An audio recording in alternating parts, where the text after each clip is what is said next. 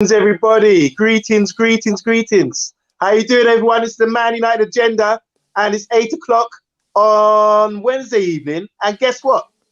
We're doing a retro theme tonight. We're going way back in time, ain't that right? So here we are with my special guest. We swap position. I'm hosting tonight solo, and you are just my special guest. So you're in the hot seat. Oh, so give yourself a big shout out. Bring it. Wait, talk to us, Solo. How you feeling? Oh, listen, beautiful weather today. I just finished having a barbecue. Normally, I would show it, but I need to drink my my drink out of the FTB cup because we represent FTB as well, guys. So if you are, tune into them as well, guys. So yeah. So wait, telling me you had a day off? A day off today, and I enjoy the weather. Can't complain. The right day. Nice barbecue as well. The right day. Can't complain at all. Beautiful day. And it gets even better. It gets better because I'm doing a show with you. Oh, and you're hosting it. I'm sitting in the hot seat. What more do you want? Wicked. All right. So on the agenda tonight, the Man Utd Agenda, I've got two agenda items. Some big items to talk about. So we're going way back in time. And the first item we're going to discuss is going to be Eric Cantona, the apparent king, post-Dennis Law of Manchester United. So, and the second agenda we're doing is Gareth Southgate, our current England manager, at the Euros, taking a penalty kick and the semi-final versus Germany. So we're just going to run back. Unfortunately, we're old enough to remember these things, aren't we? Yes, I can remember. I can tell you exactly what I was doing that day when he missed that penalty. So let's start with Cantona. So let's just make this brief. Man United haven't won the league since 1968. We've gone in, we've had various managers, as we'll find out soon, with our great review of the book about the 70s from our top man you brought to the show. And then we went into the 80s with your favourite manager, Ron Atkinson, won a couple FA Cups, and still no leagues. And it's getting to the point where we were starting to get a lot of stick as Man United fans, quite young, until Alex Ferguson came in from Aberdeen, and he had the credentials. So it took a while, it took him 4 or 5 years to sort of really grind through, get rid of the old trash, the alcoholics and all that kind of thing. And then what happened is in 1991, the season before the Premiership began, we lost the league, we came second, we really flopped towards the end of the league to Leeds and Gordon Strachan and Howard Wilkinson. They had Lee Chapman, Rod Wallace, Mel Sterling, and I think Strachan got Player of the Year. Top tied, they came up from Division 2. So we were really struggling. We thought to ourselves, oh man, it's not going to happen. But the thing is, they had a little maverick in their side, didn't they? They bought a maverick called Eric Cantona. One of the not very foreigners, not many foreigners in the league at that time. And he came to Leeds and he got them the league. And he also played in Charity Shield for them and scored a hat-trick against Liverpool. Yes. Because Liverpool beat Sunderland in the FA Cup final. So then suddenly, going into the season, we ended up signing Eric Cantona. So I just want to, that's a little briefing I've given you there, Solo. Tell me your feelings on, first of all, how we were doing at the time, coming second in the first season of the Premiership. I'll just give you our forward line. We had Brian McClare, we had Mark Hughes, and Mark Robbins. That was our forward line. What a legend Mark Robinson is as well. What a legend. Well, Alex Ferguson would say that. So give us a little brief background of what you remember from these times, please. So for me, remembering those sort of time is I was in Jamaica still. Okay. I was still watching what we call it satellite TV back in Jamaica. Satellite. That's a new thing. Yeah, exactly. No, but on a real though, to be honest with you, Cantona came from, I think, Nice Olympias or wherever, something like that. He came from to Leeds United. Okay. They're signing for literally nothing whatsoever. Absolutely nothing at all. They're signing for. Went to Leeds first season, bang, the first division, as what they call it. Like Maverick, like you said.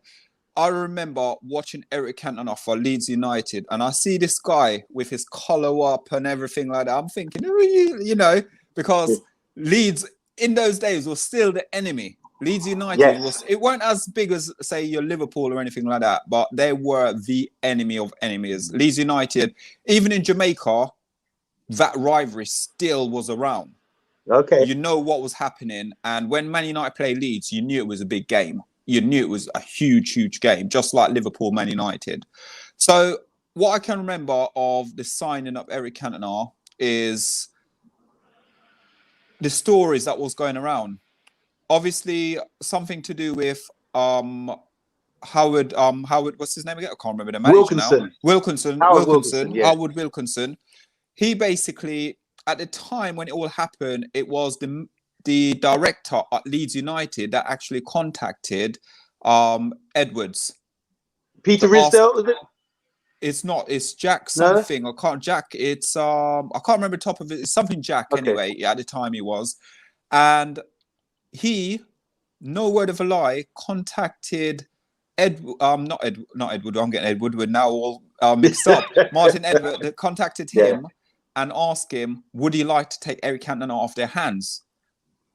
He then said, no way on earth are we going to take him. There's no way we're going to take him, because he thought he was on a wind up. Yeah. So he was like, no, we're not going to do it. We're not going to do it at all. Long and behold, Martin Thingy basically decided, you know what? Nah, it's a wind up. It's a prank. Let me just give him a quick call and find out if he's winding me up or not. Next thing you know, the manager of Leeds United is house hunting when he got this phone call from the director of United asking a question. Do you want Eric Cantona? Can we have Eric Cantona? And he turned around and said, yes, you can have him. And he's house hunting, and he said, you can have him. And listen, with Leeds United, to appease the fans, the rumours were we only spent 1 million on Eric Cantona, but they had to say it was a 1.2 million because the fans would have turned on the club. So for me, in memory, I remember the first time in the Umbro, the big puffer Umbro jacket, and and he was wearing well retro now. And he's wearing his granddad collar. And listen, anyone out there who's younger than us, please do not disrespect the granddad collar, because I had a granddad collar when I was younger, right? And he's wearing the granddad collar with his like little blazer, sitting next to Alex Ferguson, sort of spiky hair. And I'm telling you, I've never felt that emotion, because for me, that was the first player at Manchester United that I actually saw the club signed. So for me, it was an amazing moment as a youngster, looking at it and looking from the outside and going, that is amazing. Because obviously, as a kid growing up in Jamaica, you don't really know too much. You know a bit, but you don't know about the signing or anything. Like now, you got the phones out there, you got technology so big now. And back in the days, in Jamaica, you got 3 channels, and that was it. Yeah. And if you had satellite TV, it meant you had money. I used to have to sneak into my next door neighbor, who was a Chinese guy, and literally he knew I was there, but I had to pretend I wasn't there, watching all the Man United games. Wow. And pretending, and he knew I was there watching the game. But for me, the signing of Eric Cantona meant something to me. And like I will say to every single person here who's watching us, I idolize Eric Cantona. I idolize him. I used to take the football, and anything Eric Cantona done, I did it. I remember him making his debut, coming on second half against Man City. We won that game as well. And it was, again, like I said, it was a historic moment for me, because, like I said, he was the first player I saw Man United signed. Wow. It's huge, isn't it? When you really reflect on how big a signing it was at the time. And I think there were, I don't want to go into it, but there were a few scandals and the whispers going on around Leeds about he'd done something wrong, but we're not going to discuss in here. Yeah. But he had a really dodgy background. He was falling out with managers in France. He wasn't getting on with, that's why he ended up in England. I think Michel Platini recommended that he come to England and play over here. And it was the right choice in the end, because he found his club, he found his home eventually, and he didn't seem to have much loyalty with Leeds, or maybe the way they played. They played the football because they under Howard Wilkinson. They weren't very attractive, just a very physical, strong, big team who were dominating at the time, especially winning the league the season before. Yeah. But I was a bit concerned with his background, if Fergie could handle him. And He did his best. I mean, he did his best. It was full of incident, full of like fouls, full of red cards, everything else. Yeah. But the main stat that stands out to me is that every season he played a full season for us, we won the league. Yeah. And now that speaks volumes for a club at the time who were going through a drought, not as long as 30 years like Liverpool, but we were up to getting up to like 28 years maybe. Yeah. Drought of not winning the league, and he was the kingpin, the man who just clicked and made it happen for us. Exactly. So Eric Cantona was a huge signing. When we look back and reflect, it was a massive deal at the time, and what he went on to do, sensational. It's fantastic because, again, like you touched on it about the managers as well, he had a sour relationship as well with Howard Wilkinson as well. His relationship there was not good. It was not good at all. So the breakdown in communication as a manager, and you just signed him and you won the league. You won the league by signing this player because he was the maverick of your team and he brought something different to your team. Yeah. And then all of a sudden, to break down in communication relationship and to sell him to a rivalry as well, Manchester United, that's basically showing the world of football what Manchester United and Ferguson was about. Yeah. And the future of Man United. Without Eric Cantona, I do not understand or know or even could think where we would be right now if we didn't sign Eric Cantona. That's huge what you just said there, Errol. That's a massive statement, really and truly, because a lot of fans just think we just made our success just like that. But he was the catalyst that made us the great team of the early 90s, for sure. And again, touched on the signing of Eric Cantona. It's like you said, you touched on regarding obviously what he came with. He came with like a really poor background. He came with like, oh, he did this, he did that. And when he first signed Man United, signed for Man United as well, it was a media circus as well. All of a sudden, Man United, the attention became on Man United then. So where the attention was on Leeds United, it all of a sudden now, everywhere Cantona went, there was people hiding to take photographs of Cantona, sneaking up, going to his house, trying to take photographs of Cantona. So it just showed what Ferguson was building. And Ferguson, he got a message, he got a phone call as well from at the time, from Edwards, and asked the question, do you want Cantona? Because Edwards told the Bill, I can't pronounce, well, not even pronounce, Leeds guy basically turned around and said regarding, do you want Cantona? And then Edward was like, well, I don't. He laughed it off because he was like, no, Ferguson ain't going to want him. He ain't going to want him. And then apparently he called Ferguson. Ferguson, yeah, I'll take him. Wasn't there, I'm getting confused now. Didn't Ferguson first ask for another player before him?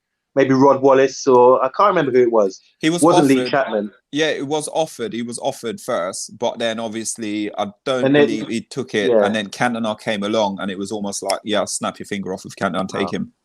So for me, it's like every. And just sorry to interrupt you, because we have to move on to Southgate and team. But what kind of impact? Because when we look back in hindsight, we see what the players talked about when they said training with Cantona, what he was like, the influence that he had over the younger boys that Fergie was bringing through at the time. Can you just speak on that for us? Just give us a little summary about that sort of impact in training and behind the scenes and being more professional and that European technique and that flair. What sort of impact that had on the players? If you watched the show last night and you watch ITV and you watch a Roy Keane documentary yesterday, he just tells a story about Cantona. He said it, and it's almost like his team, what he picked, Van Nistelrooy was a player of all player. But then he had to pick between Van Nistelrooy and Cantona, and he picked Cantona. Because for it as well, the story behind it as well, Gary Neville, the new set of training, the element of the training, what he used to do, he used to be on the pitch, on the field of training, and he used to be practicing free kicks. He used to be practicing everything. So after everyone finished their training, he used to still be out there. So David Beckham, Gary Neville, Phil Neville, Nicky Butt was his boys. Yeah. So basically, he was taking free kicks, everything, and they were just getting the ball back for him. Yeah. So it just shows the intelligence of the player himself, and to surround himself with these young guys. And you got to remember as well, these are class of 92. So you must know the impact he created around these guys. And the love these guys got for him, because he's taken all of these players from 0 to 10 in the space of a few months. And this team as well, you got to remember as well, Cantona as well, how many is it? He won 4 Premier League titles. He won 4. So some history with Cantona now. So Cantona, he won 4 Premier League titles. He won 2 FA Cups, 3 Charity Shield. He also came 3rd in the Ballon d'Or as well, whilst playing for Man United. Yeah, I know it's 3rd. Wow, everyone got 3rd, but that's huge, because that's in 1992. He came 2nd in the Ballon d'Or. As we're coming out of the dark ages of being banned from Europe from 6-7 years. There you go. Then with him, he got what? Top assist 92-93 season. Top assist for Man United. Then top assist again in 96-97 for United. BBC Player of the Month for 94 and 96. You then look at him, PFA Player of the Year. So he was in the PFA Player of the Year team in 93, 94. Then he was FWA Football of the Year 95, 96. Premier League Player of the Month 96. Sir Matt Busby Player. So Matt Busby, the one that thing been winning, De Gea been winning all the time. Yeah. He's won it in 93, 94, 95, 96. Impact player. And that is the difference between Eric. And you got to remember, Eric Cantona retired when he's 29 years old. Yes. That's huge as well. So we saw the best of him. And we didn't see any down. Well, maybe we saw a little bit of a downside. No, I don't think we did. You don't think he started slipping? I still don't. I still think Cantona still had a good 3 years impact. Still 3 years in him. I still believe up to today he retired early, but I can understand the reason why he retired early. Because you got to remember, it's after the incident at Crystal Palace where the media dragged him out, and all of a sudden that's when he decided to leave English football. And he didn't want to play for no one else. He only wanted to play for Manchester United. It's funny, because I forgive him. We shouldn't do this outrageous, that Kung Fu kick. It's outrageous what he did to the guy, stamping on guys and all that kind of thing. But I forgive him.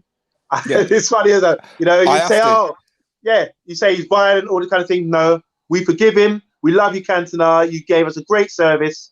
And as Alex Ferguson said, you're one of the world-class players that played under him. So that speaks volumes. Fantastic. Absolutely. And like I said, for everything I have, Solo 7. Why do I call myself Solo 7? There's no other reason beside Eric Cantona. Everything reflects around Eric Cantona. All the football shirts I own, everything I own, Cantona. Inspiration. My collar up, Cantona. And then also, before you switch me off, because I'm on the other side now, the goal against Southampton will live in my memory. That chip. Southampton? Yes, the chip he did. The chip he did, he chipped the ball, I think on the 60... The 1-2 McClare? Yes, the 66, 67 minutes. He chipped it. Yeah. And then his collar, and he just went... Yeah. Iconic moment. Iconic moment, yeah. And that's the best moment. That's the man. That's the man. That's why he was referred to as the king. There you go, King Cantona. There's no other one. As what they said, 1978 was the greatest year for English football because Eric Cantona was born. And I'll always remember that. No, 1968, wasn't it? 1968, sorry. Yeah, 1968. Yeah, 1968. He's not that young. Exactly. He's not that young, yeah. Otherwise, he'd still be playing now, maybe. Anyway, we're going to move on now. Guys, if you enjoyed that about Eric Cantona, give us some suggestions about what other retro moments you want us to discuss. Us old heads. Look at the grades, Don't know you as well. Just for men. Just for men. Well. You got 2 comments. All right, we're going to move on now. The comments, sorry. Yeah, you got 2. Okay, this first comment from Phil. How you doing, Phil? He says, do you think if Arsenal had Harry Kane, they could be a top 6 team? Do you want to go with that one? Yeah, Arsenal, the thing is, we're moving off the topics, but Arsenal need more than Harry Kane. If we're Man United and we say we need more than we need other players around, and there's no creativeness, so no, Harry Kane wouldn't solve Arsenal problems at all. It's an interesting question, isn't it? Because you wouldn't see Harry Kane going to Arsenal. It's like Sol Campbell. Look at the outrage when Sol Campbell went from Tottenham to Arsenal, you know. Arsenal So can't that'd afford be him huge. anyway. Imagine that. Okay. Arsenal 22 million and plus 1p. Yeah, exactly. I think Kane would do bits at Arsenal. I think he would bring them to a top 6, quite possibly. I wouldn't bet against it. And the next question is from Anthony Herbert. Hi, Anthony. Hello, Anthony. He says, let's not forget Man United were bottom of the league, and it took a £1 million striker to change all this. We came second the previous season, so we were up there. We were one of the better teams. We finished 4 points off Leeds United.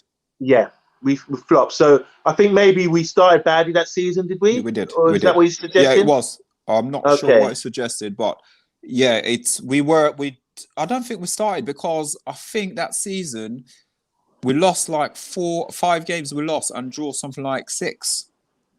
Okay. So I can't see where... Maybe we're down the bottom half of the table. Yeah. Thank you guys. Thank you guys. Appreciate that, guys. We're going back in time again. And I want to start this off. We're going to talk about the Euro 96 because it's Euro time. The sun's out. Let's get that feeling. Coming home. It's coming home. Oh, yeah, sorry. Just going back. I just want to sing a little song for you guys. When Leeds United had Cantona, what was their song? Do you remember? Can't remember. Cantona. Cantona. And then we switched it up to what? What did Man United? What was the Man United song for Cantona? Ooh, oh, Eric Cantona. Ooh, oh. Was it? Say Cantona. Ooh, oh. Anyway, moving on. Was his speech when he came back from that ban from Leeds, from Thingider against Liverpool. Seagulls. The seagulls, chasing the trawler. Anyway, so now Euro 96. I want to start this off. Yeah, I'm just going to give you a quick summary of where we were at. It was World Cup 1990. Gaza was taking the world by storm. Got England through with the help of Gary Lineker. Got England through to the World Cup semi-finals against a great German, or West German at the time, team filled with Klinsmann, Mateus. Voller wasn't playing, unfortunately. Kohler, great team. Went on to win the World Cup. So we're in the semi-final. We matched them. We went head-to-head with West Germany, which was a great feat for Bobby Robson, playing a 3-5-2, mind you. And what happened is we went to penalties. And, we had chances to win it in extra time as well. Chris Waddle hit the post, I remember. And Gary Lineker, who better than Harry Kane, I think, scored a goal in open play to go equalise against West Germans, which I thought was still to this day is one of the really, really top goal. So anyway, go to penalties, didn't make it. Didn't have the kahunas to really get through. And that was the thing with England at the time.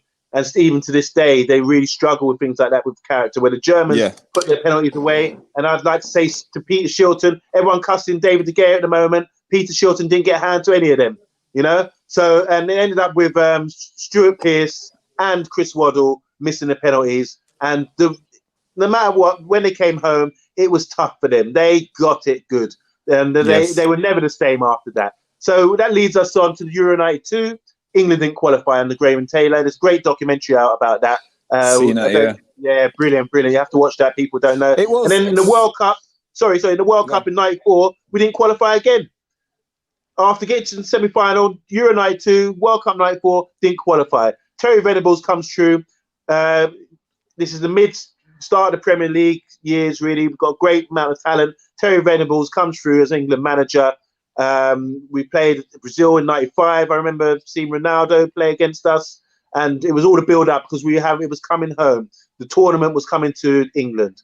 So come Euro 96, poor start against Switzerland. We had Alan Shearer up front. The whole nation was behind England at this point. You had to be there, honestly. It was retro, big time. You had to be there at the time to really experience it. It was different. It was a different country back then. It was different kind of feel about it. We got to the semi-final, beat Spain on penalties, and Stuart Pearce, he redeemed himself. You did, and as you know, I'm just going to try and just remember what I went. He went up to take a penalty, and this is after missing a penalty in the 99 World Cup, the biggest stage of all. And he took his penalty, blasted it away, and it's just like the whole country was behind him. You could see the relief, and he was like, "Come on!"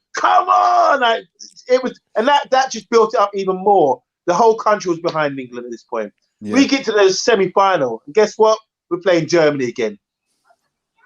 And this German side were not as good, to be honest, as the 1990 side. They were going through some sort of transition. This was the rival of Bierhoff. Bierhoff went on to score 2 goals in the final. He ended up being a good player. But their best player is probably Andreas Müller, top midfielder, playing for Dortmund, and went on to win the Champions League. He was a top player. And he was a bit of an ass as well, to put it that frankly, you know. But no fear. So we played Germany in the semi-final. What I can recall, we went 1-0 up. Alan Shearer from a corner, I believe, or a cross header, and then they equalised through Kuntz, maybe.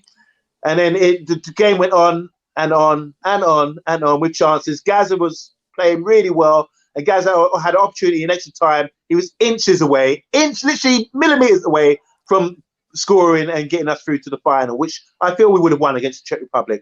So it went to penalties again. So so there's a lot of factors here that if you don't mind, I'm just going to talk about a few things here about the penalty shootout. Because mind you, keep in mind, this is a retro show. Keep in mind, in 1990, what's his name? Waddle, he missed, he'd retired by this point for England. Yeah. And we had Pearce, as I told you, in the semi-final, in the quarters against Spain. He redeemed himself. So it was a huge relief. So come to the penalty shootout. This is the thing, I'm going to show you something now. We played extra time, Terry Venables. We didn't make one sub. So if you think, I'm going to show you who's on the bench, okay, who could have taken penalties. On the bench, we had Robbie Fowler, Les Ferdinand, Steve Stone, and Barmby. 4 guys I feel could have taken penalties, but they didn't make any subs. Germany did. So we had Seaman in goal. Now, there's another thing with Seaman. Like, people say David De Gea doesn't get near penalties. Shilton and Seaman, they don't get near penalties either. Didn't get close. So I'm just going to go through the lineup. And Alan Shearer took the first penalty, put it away nice and easy. David Platt took the next penalty. Easy. Bam. Top corners. Stuart Pearce stepped up. Big kahunas. You know? Put it away. No problem. And guess what? Remember the semi-final against Germany in 1990? Gaza didn't want to take one. He got a yellow card. He would have been out the final. He was too emotional. He didn't want to take a penalty for us. He steps up this time. He got a lot of grief from me back then. He said, he's supposed to be a great player. Step up. Doesn't matter. Yeah. He stepped up in Euro 96 and took a penalty, buried it. And then our man, Teddy Sheringham, stepped up, SAS. Ready, steady, Teddy. And put it top bins. Okay? Yes. Now, at this point, it's pure tension. The whole nation's watching the game. Okay? And it's one of those summer nights, you know, when you get those ant flies. Ant flies. I don't know. People might not remember this. Yeah, it doesn't happen these days.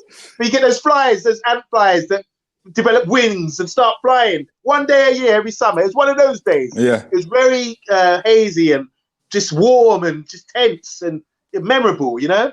So we're thinking, I'm looking at the team lineup and I'm thinking, all right, all these guys have stepped up. I'm looking now, well, we've got Steve McManaman, Darren Anderson, and Paul Ince to step up next. Yeah. So quite pretty confident. And guess who steps up? Southgate. Gareth Southgate. Over to you, Solo. Talk to me about what you remember. So let's kick it now. So you're talking about the Stuart Pearce miss. I remember that miss. I remember it so clearly. And I remember I felt so sorry for him because knowing Stuart Pearce is a Harrow boy. Yeah. Yes. And you got to feel for him. Like what you would say is when he used to play for Harrow Borough, he used to get a Mars bar and a can of Coke, and that was his wages. Yeah. That was Stuart Pearce's wages. Yeah. You had to feel for Stuart Pearce because that miss, and you can just see it. And because he's psycho, like what they call him, Psycho Pearce, it's just emotion, and you feel it for him. But I'm going to say to you, when he took the next penalty and he scored it, that was the day I just sat there to myself. I'm going, get in there, Pate. Get in there. Yeah. Absolutely get in there, yeah? Now, let's move on to Euro 96. I was at my friend's house. And were you in Jamaica? No, I was there in Euro 96. Oh, you're right. Yeah, I was just finished. I was off the boat. Yeah. I came off the boat, man. Came off the boat. I was literally just finishing college. And I went to my friend's house. And we're just watching the game. Like, you know, like being young, you're sitting there, you're sort of watching bits and pieces, but you're sort of outside the house and watching the game. And, you know, like when they say this dark cloud gets over you, and I saw sort of like Pierce, and when Pierce hit that penalty, and the way he hit the penalty, and the penalty flew in, yeah, it was like, get in, go on, get in there, like, you know, I'm sitting there running around here, like, I'm running around.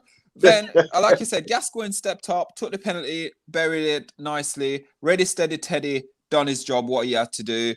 Then all of a sudden you saw, but again, if you're out there, you're watching, and I'm going to say to you there on Monday, he did not look confident at all, did he? Stepping up to the penalty. Indeed. He did not look confident. The way he was looking, his head was down.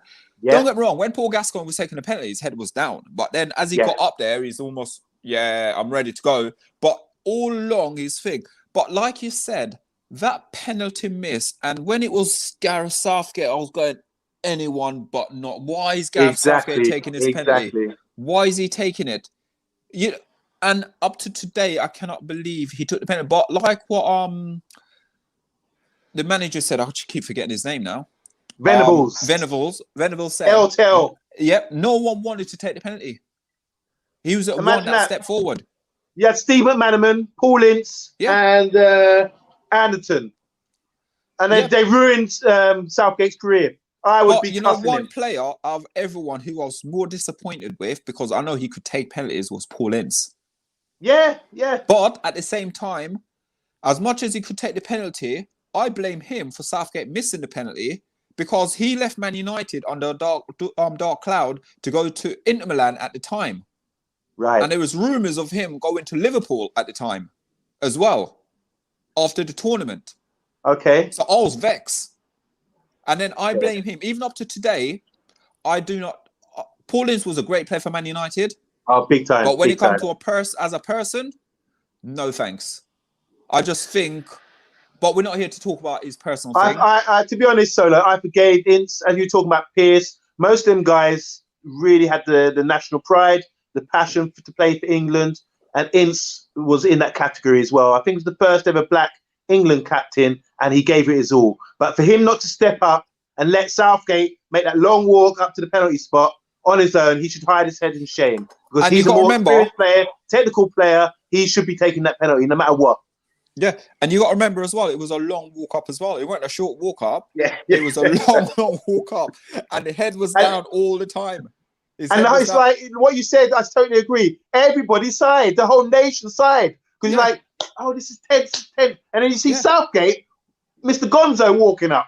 You're thinking, what the bomb up? You know? Yeah. No, this is all wrong. This must be a mistake. You know, that kind of thing. It has, because for me with Southgate, I do like him as a player. I did like him as a player. I thought he was a no-nonsense centre-back. He was a great defender. Me something. And he also played midfield. Yeah.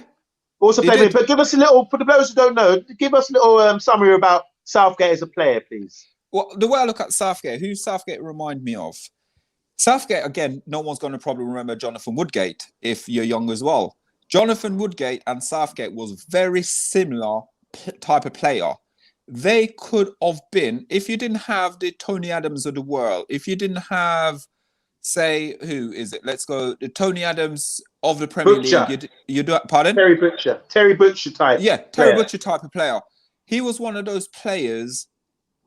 He didn't get dirty though. That's the thing. Yeah. He didn't get dirty, but he was a solid centre back. He was a great centre back, but I wouldn't put him as a world class centre back. He wasn't at the world class stage, because at the time he was at Middlesbrough as well. He was at Crystal Palace. Yeah, he started at Crystal Palace, but I think when he played in Euro '96, I believe he was at Middlesbrough. Okay, good shout, maybe. Yep. And he was again, when Man United played Middlesbrough, I used to be fearful, because going up against him, he was that good. He was that good as a footballer. Can I step in there? I think at the time, after what happened with World Cup 1990, not getting to the Euros, not getting to the World Cup 94, I think Southgate was one of these players they talked about, like the new ball playing. He was like the original ball playing centre back again. Yeah, that someone was talking about, who you think, well, not physical, not big and strong, but they felt he could play, because he used to play midfield for Palace. They felt he was good on the ball, and this at international level would benefit England. You know, so when we talk about players like Ben White today, he was probably, I would compare him to sort of the Ben White of '96, that sort of player, who the whole nation felt was a technically good. But he was a player, like you said, could have brought the ball up with his feet, because I know Man Utd was linked with him quite a lot as well. Right. And I'm surprised United didn't sign him at the time. Yeah. But we were heavily linked with him. And for me, what a player he was. What a player he was. And you got to remember as well, with him playing at centre back as well, you had Stuart Pearce at the back with him. Yep. You had Stuart at the time, Seaman in goal, Gary Neville, Pearce, Adams next to him. Yep, that's right. So that was a player, I'm going to say, with going off subject a bit as well, was David Platt. What a player as well. Well, do people realise how good he was today? How would you? He was like, I called him like the Lampard of the original Lampard. Goal scoring midfielder. If you look at his England goals record, fantastic. After 1990, he went to Serie A, which was the best league at the time, and smashed out there. There you go. So yeah, top player. Good header, good coming into the box, technically good, goal scoring midfielder, really class player. I like him. Yeah, but for me, like, I can't commend as a footballer. I cannot give enough credit to Southgate, and I cannot sit there and say I wasn't disappointed for him missing that penalty, because for me, at the time, I support England. I'll back England, but at the time, I would say I was a big England fan. But for me now, with England, it's almost like every tournament we go to and get into, there's almost like, not going to happen, really. We get to the semi-final, quarter-final, and again, for me, that probably was one of the best England side we've ever had. One of the best. Thanks to Terry Venables. It was. I totally agree with you. What a manager. What a manager. And do you see now, in Southgate being manager of England, he always refers back to Terry Venables, and he tries to use the same style, strategy, being cool with the players, being approachable, just being there. So he might not be the best manager as in to manage a Premier League team, but he's using the attributes of El to manage the England setup, which is it seems to be okay at the moment. It seems to, but the only thing is, with his managerial skill, I'll criticise, Terry Venables played on the front foot. Yes. He played on the front foot. He played a different style of football. Yeah. Terry Venables went to football games with no fear. Yeah. He picked the team with no fear. Now, with him, with his team selection, there's a bit of fear within it. So playing sort of, how can I put it? It's almost like playing like Man United. It's like trying to play on the counter-attack. And for me, you got the players for England, utilise the player in the best way as England. Stop picking favourites and pick the team that will go out there and win you championships. Question, Solo.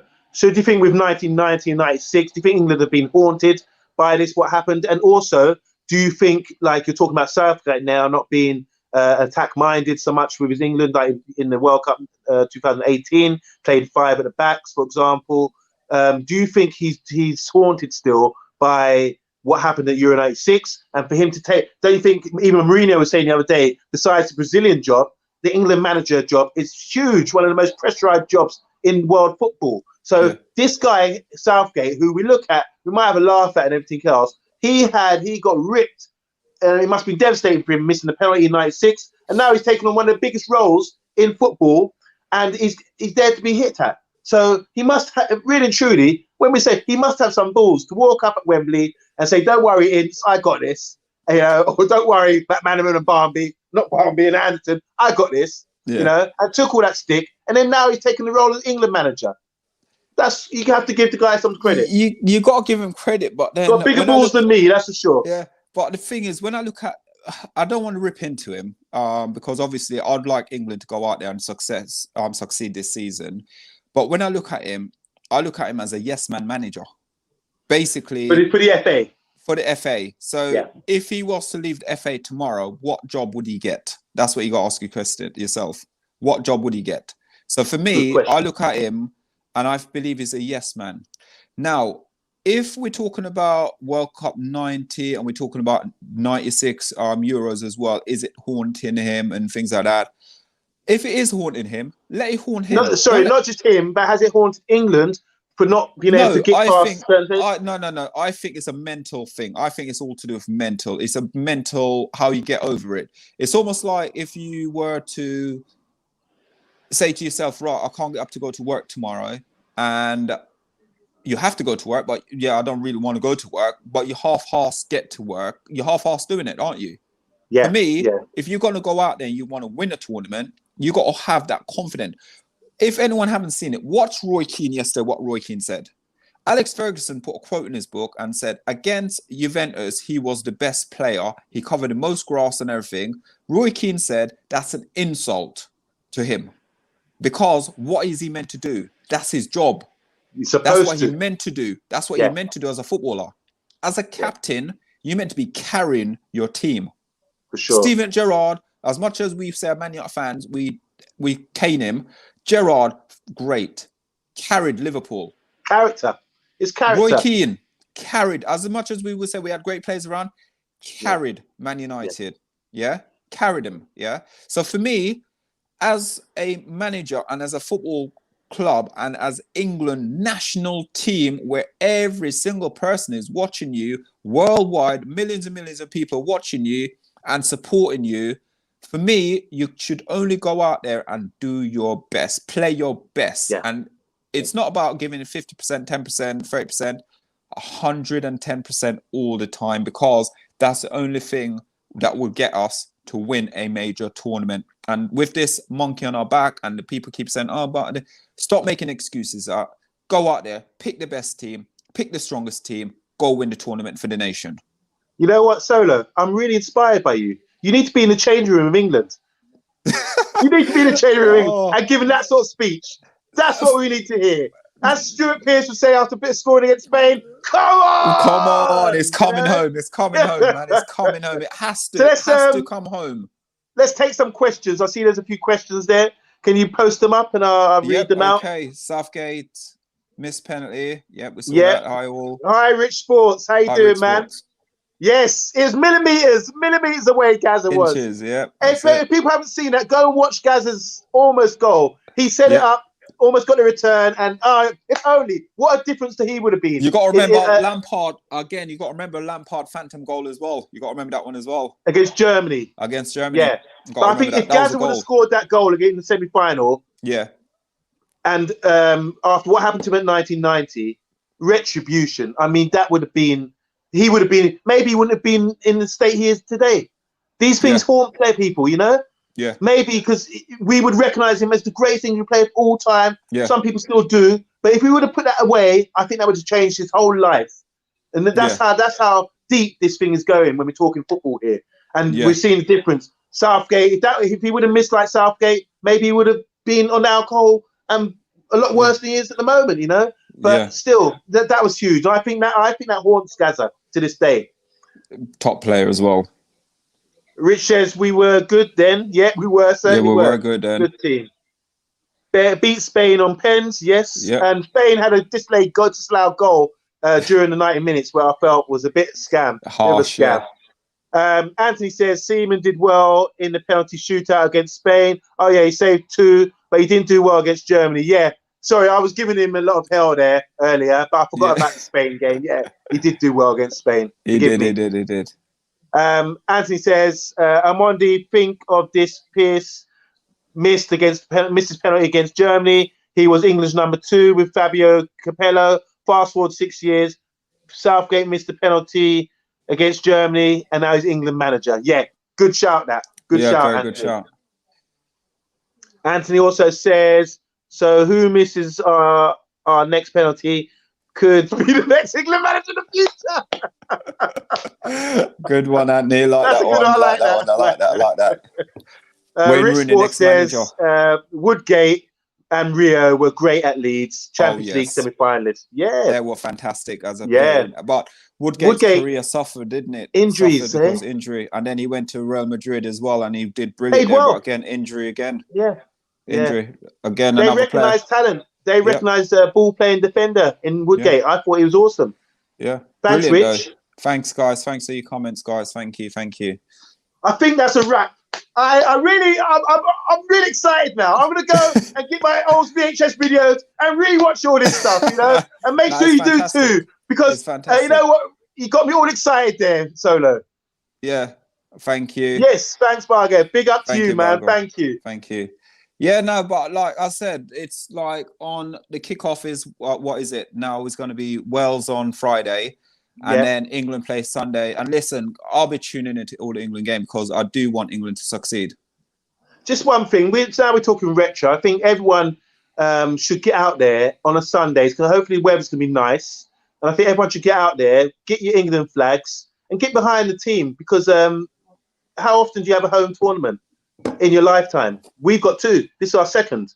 You know, we weren't around in '66, unfortunately. Yeah. You know, but we always seem to do well, and I think we have to get behind the players because, as we're talking about, look what happened to Gaza. Look what happened to Southgate. How they turned themselves around, or how it's haunted them. These are big things. You need to have big balls. So go down the pub, get everyone together, gather around. These are memorable moments, guys, and let's get behind England. You know, let's get behind for England. Yeah. Coming home, whatever you want to sing, just get behind the team. And don't forget, it's going to be sunny. It's going to be, look at Solo. He's been out of the sun all day. He looks bronze like he's just come from Jamaica, you know, and skin and teeth and everything else. So get out there, guys, and enjoy it. Really enjoy it. Yeah. Savor these moments. Get with your friends and your families. Have a pint if that's what you do. And just enjoy the game England and get behind England. Because all that energy, it's infectious. It's a one. We remember Euro 96. We remember the World Cup 90. It's infectious. You don't forget these things, you know? Yeah. So get behind the team, guys. My best World Cup, though, I've got to say, is 94. Bebeto. It's all about Bebeto. But England weren't there. I know, but Bebeto was there. Bebeto was there. Ireland were there. Ireland were there, Is it Bebeto, isn't it? Yeah. Oh, yeah. I thought that was a boring World Cup, to be honest. Nah, USA was brilliant, though. Brilliant. It was brilliant. Maradona got done for drugs again. It was a brilliant that was terrible. They could have got on. They should have thrown Argentina out the World Cup for that. No, I thought that was a stitch up. Yeah, it was a great World Cup. I love the World Cup, though. I love that World Cup. Okay, was it JJ Okocha as well? JJ Okocha. Yeah, that was his World Cup. Nigeria got Baggio done Nigeria badly, man. Yeah, you know, Nigeria was doing a Cameroon that year. Yeah, and really going to step up. A really good team. Yeah. Great team. We've got quite a few more comments coming through, and then let's go. Yep. Love LOL Monday with the energy. Yeah, of course. Come on. Yeah, that's it, man. What's not to like? Yeah, you don't like it, you love it. Come on, guys. I love this game. Hey, Turf Morehouse says, yes, guys. Hope you're well. Yes, look at us. Thanks for the subscribe. We're buzzing, talking about the past. Thank you. Exactly. The pessimism is unreal. Yeah, lift it up, guys. Come on. Yep, come on. Let's get energy. Let's get energy. It's supposed to be the one time the whole nation comes together. Yeah. Look at Ireland.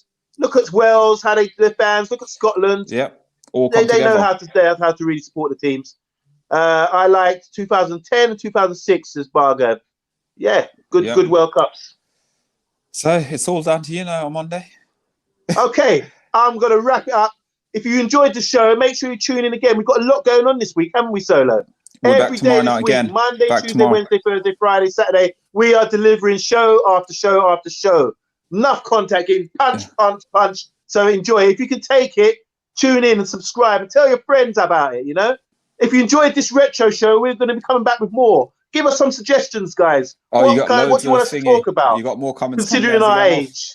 Yeah, you get more. One more. Foden, today's mini Gaza is coming home. That's the spirit. That's it. I see Foden had his haircut like Gaza. He did. Anthony says, Amondi, I tell the missus it's once every 4 years. She replied, yeah, like it's a sex life. Brilliant, Anthony. Love that. Yeah. Oh, that's brilliant. That's brilliant. Come on the show one time, Anthony. I want to see you. Yeah, brilliant. We need to. Come on. Okay, on Monday, yeah. That's a wrap. Yep. So, like I said,